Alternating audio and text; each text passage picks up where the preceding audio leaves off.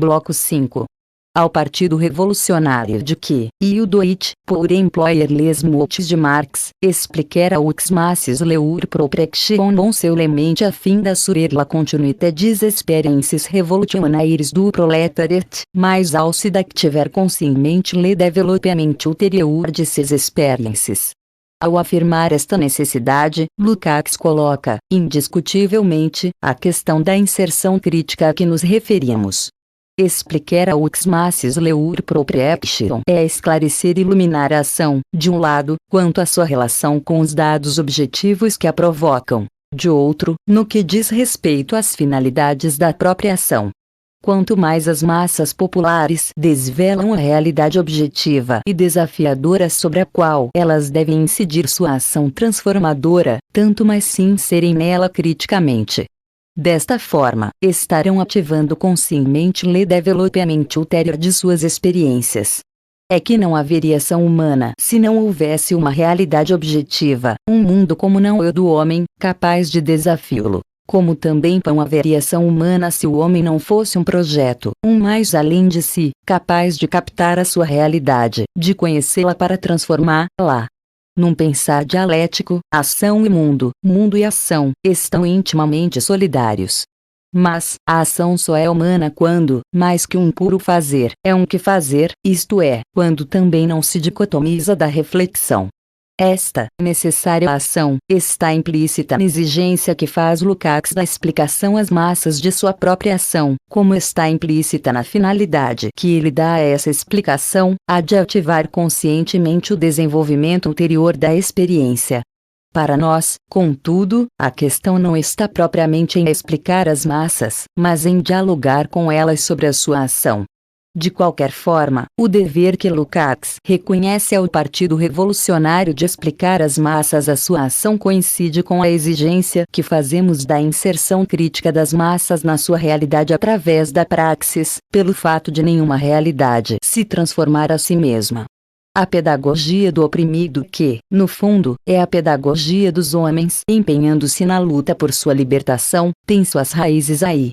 E tem que ter, nos próprios oprimidos que se saibam ou comecem criticamente a saber-se oprimidos, um dos seus sujeitos.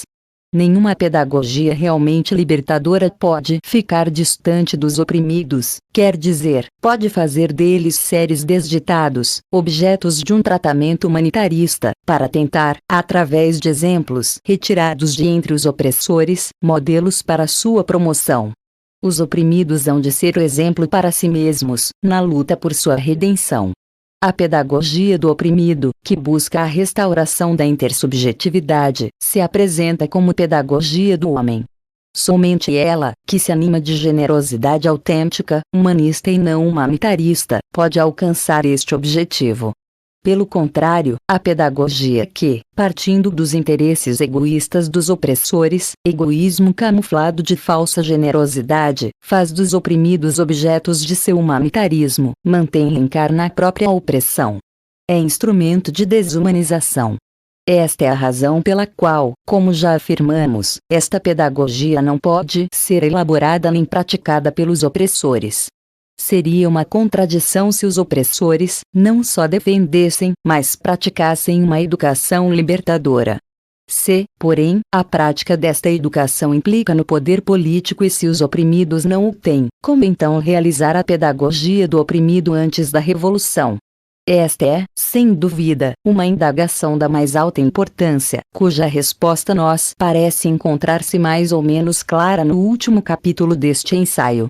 Ainda que não queiramos antecipar-nos, poderemos, contudo, afirmar que um primeiro aspecto desta indagação se encontra na distinção entre educação sistemática, a que só pode ser mudada com o poder, e os trabalhos educativos, que devem ser realizados com os oprimidos, no processo de sua organização. A pedagogia do oprimido, como pedagogia humanista e libertadora, terá dois momentos distintos. O primeiro, em que os oprimidos vão desvelando o mundo da opressão e vão comprometendo-se na praxis, com a sua transformação. O segundo, em que, transformada a realidade opressora, esta pedagogia deixa de ser do oprimido e passa a ser a pedagogia dos homens em processo de permanente libertação. Em qualquer destes momentos, será sempre a ação profunda, através da qual se enfrentará, culturalmente, a cultura da dominação. No primeiro momento, por meio da mudança da percepção do mundo opressor por parte dos oprimidos. No segundo, pela expulsão dos mitos criados e desenvolvidos na estrutura opressora e que se preservam como espectros míticos, na estrutura nova que surge da transformação revolucionária. No primeiro momento, o da pedagogia do oprimido, objeto da análise deste capítulo, estamos em face do problema da consciência oprimida e da consciência opressora, dos homens opressores e dos homens oprimidos, em uma situação concreta de opressão. Em face do problema de seu comportamento, de sua visão do mundo, de sua ética. Da dualidade dos oprimidos. E é como seres duais, contraditórios, divididos, que temos de encará-los. A situação de opressão em que se formam, em que realizam sua existência, os constitui nesta dualidade, na qual se encontram proibidos de ser. Basta, porém, que homens estejam sendo proibidos de ser, mas para que a situação objetiva em que tal proibição se verifica seja, em si mesma, uma violência. Violência real, não importa que, muitas vezes, adocicada pela falsa generosidade a que nos referimos, porque fere a ontológica e histórica vocação dos homens, a do ser mais. Daí que, estabelecida a relação opressora, esteja inaugurada a violência, que jamais foi até hoje, na história, deflagrada pelos oprimidos. Final do bloco 5.